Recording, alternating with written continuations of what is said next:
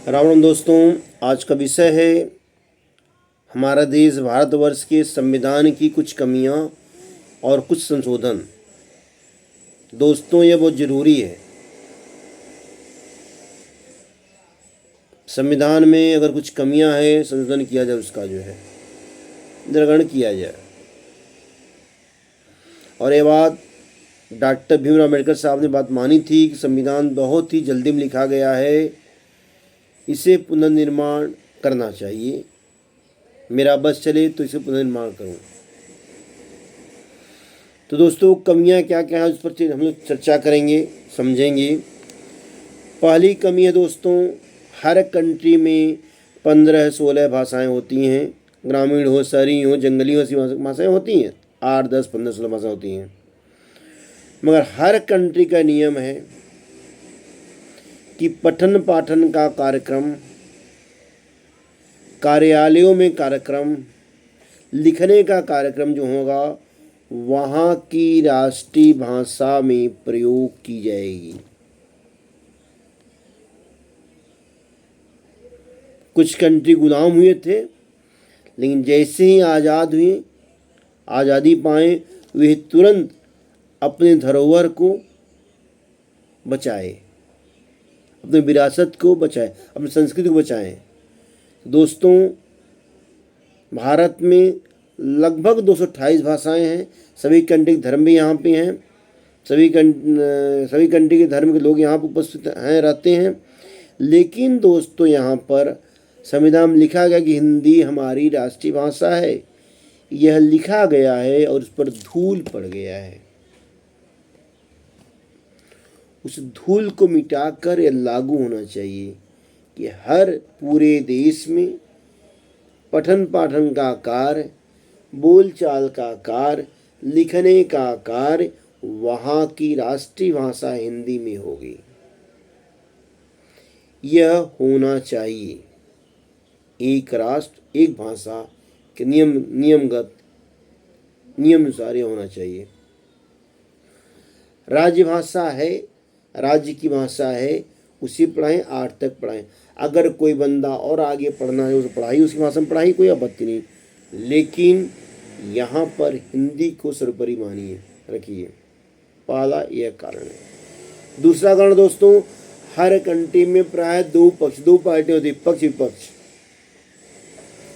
अगर जो सरकार कार्य कर रही है, आप पक्ष में हैं, पक्ष में जाइए, सपोर्ट में पक्ष में जाइए, विरोध में तो विपक्ष में आइए। यह भारत में भी होनी चाहिए। मात्र 2 और 2 पार्टी होनी चाहिए। इससे भ्रष्टाचार की कमी होगी, इससे कई पार्टियों की कमी हो, कई पार्टी कम होंगे। यह बहुत ज़रूरी है। तीसरा दोस्तों, पूरे देश में पाठ्यक्रम एक होना चाहिए। चाहे मद्रास की बात हो, चाहे जम्मू कश्मीर की बात हो, इन सब का पाठ्यक्रम एक होना चाहिए। और पाठ्यक्रम में मैं देख रहा हूँ 20 साल से नीति के दोहे हटा दिए गए हैं। तुलसीदास, कबीरदास, रहीमदास, इन सब के दोहे हटा दिए गए हैं किताब से। यह दोहों को लाते हुए, पाठ्यक्रम रखते हुए अपना नियम लागू होनी चाहिए। दिनकर जी, सुभद्रा कुमार चौहान जी, इन लोगों को पाठ्यक्रम में रखना अनिवार्य। जो राष्ट्रभक्त हैं, जो राष्ट्रीयता की भावना से प्रेरित जो पाठ्यक्रम है, वह कम से कम 80% सिलेबस में पाठ्यक्रम में होना चाहिए। तीसरा नंबर है संस्कृत, कम से कम 10 तक अनिवार्य करनी चाहिए। संस्कृत रहेगी, संस्कृत हिंदी की माता है, तो हिंदी अपने आप सुधर जाएगी। ठीक है दोस्तों। और नेता लोग, चाहे राज्य के हो, चाहे नगर के हो, चाहे क्षेत्र के हो, चाहे देश के हों, इन सभी नेताओं को शपथ ग्रहण समारोह संस्कृत में करना चाहिए, यह अनिवार्य होना चाहिए। और सभी नेताओं को गांधी, जब हम हर जगह यूनिफॉर्म सबका ड्रेस रखते हैं, स्कूलों में, विद्यालयों में और कहीं कार्यालयों में, तो हम लोग नेताओं के ऊपर भी ड्रेस अनिवार्य होना चाहिए, यूनिफॉर्म अनिवार्य होना चाहिए, वेशभूषा उनका अनिवार्य होना चाहिए। जो आज से 50 साल पहले थी, खादी ग्राम कपड़ा उनको पहनना अनिवार्य है। अगर वो नहीं पहन जाते हैं तो उनको संसद में प्रवेश करने न दिया जाए। और साथ ही साथ तिलक करना, जो सनातन धर्म के नेता हैं उनको तिलक अनिवार्य होना चाहिए। तिलक नहीं करना चाहिए, छोटा मगर हल्का मगर तिलक जरूर करें, वो तिलक अनिवार्य होना चाहिए। इसके बाद अगर कोई नेता क्षेत्र, नगर, प्रांत के बारे में या धर्म के बारे में टिप्पणी करता है तो ऐसे नेताओं का बहिष्कार करना चाहिए। कम से कम 25 साल तक वह इलेक्शन न लड़ सके, ऐसा करना विधान होना चाहिए, ऐसा कानून बनना चाहिए। चारों विभाग, रक्षा के चारों विभाग, वायुसेना, जल सेना, स्थल सेना, पुलिस डिपार्टमेंट और प्राइवेट गार्ड डिपार्टमेंट, इन चारों या पांचों डिपार्टमेंट को गुड मॉर्निंग नहीं कहना है, गुड आफ्टरनून नहीं कहना है, गुड इवनिंग नहीं कहना है। इन्हें सिर्फ और साथ नेताओं को भी इन्हें सिर्फ और सिर्फ जय हिंद ही कहना है। इससे राष्ट्रीयता की भावना जाएगी लोगों के अंदर और आगे और जाएगी। इसलिए इस पर पाबंदी किया जाए।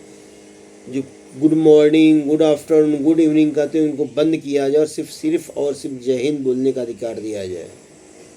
अगर इसमें पकड़े गए तो उन्हें कठोर से कठोर दंड दिया जाए।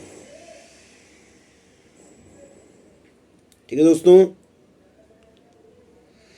इसके बाद कई नेता, मिनिस्टर ऐसा काम करते हैं, वोट के लिए जय हिंद कहते हैं, फिर जय बंगाल, जय महाराष्ट्र, जय मद्रास, जय बंगलौर या जय पंजाब, जय तेलंगाना। ये क्या चीज़ें भाई? हमारा परिवार है, हमारे परिवार में श्रेष्ठ अगर बड़े पिताजी हैं तो उन्हीं का नाम देते, मालिक वही है। मालिक परिवार का श्रेष्ठ होता है, जो मुखिया वही होता है। तो फिर हम सब पिता का नाम क्यों लें? वो तो आपको पहले समझ गया था कि ये यहाँ से आए हैं, मंत्री हैं यहाँ के, तो उसमें हम क्यों जय महाराष्ट्र, जय बंगाल क्यों कहेंगे? सिर्फ जय हिंद होना चाहिए। यह दोस्तों, यह नियम बहुत ही ज़रूरी है हमारा देश के लिए, क्योंकि कई कंट्री जो गुलाम हुए थे, आज़ाद हुए, उन्होंने अपनी धरोहर को बचाया। लेकिन मेरी कंट्री में जो लोग आज़ाद हुए तो इन्होंने धरोहर को नहीं बचाया। अब जो हमारे पूर्वज गलती करके गए हैं, जो नेहरू जी गलती करके गए हैं, उसे संशोधन करना हमारा कर्तव्य है। आज भारत में अवस्था हो गई है कि लोग अपनी मातृभाषा और राष्ट्रीय भाषा को छोड़कर सबसे ज़्यादा, सबसे सर्वोपरि, सबसे विद्वान अंग्रेजी भाषा को मानते हैं। यह बहुत दुख की बात है। इस पर कानून बनना ही बनना चाहिए। ठीक है दोस्तों, हर भारतीय का एक नियम होना चाहिए, हर भारतीय कानून बनना चाहिए दोस्तों, जिससे कोई किसी का धर्म परिवर्तन न कर सके, कोई किसी से असुविधा न बात कर सके।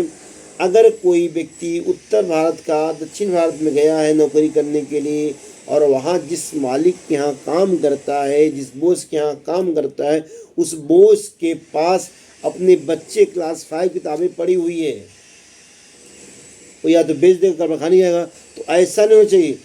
उस बोझ से वह जूनियर जिसके यहाँ काम करता वह उत्तर भारत का आदमी किताब लेकर जाकर अपने बच्चों को दे। सिलेबस एक होना चाहिए, तभी जाकर दे सकता है, सिलेबस में होना चाहिए, तो उसका बच्चा उससे पढ़ सकता है। दोस्तों, यह बहुत ज़रूरी है, इस पर विचार किया जाए, इस पर संशोधन किया जाए। हमारी सरकार से अनुरोध है, चाहे प्रधानमंत्री नरेंद्र मोदी हों, चाहे अमित शाह जी हों, चाहे रक्षा मंत्री, वन मंत्री हों, इस पर विचार करना चाहिए। ठीक है दोस्तों, राष्ट्रीय भाषा का प्रयोग बहुत ज़रूरी है। प्रांतीय भाषा का दुरुपयोग नहीं होना चाहिए, प्रांतीय क्षेत्रों का दुरुपयोग होना चाहिए। ठीक दोस्तों, फिर मिलेंगे। राम राम दोस्तों।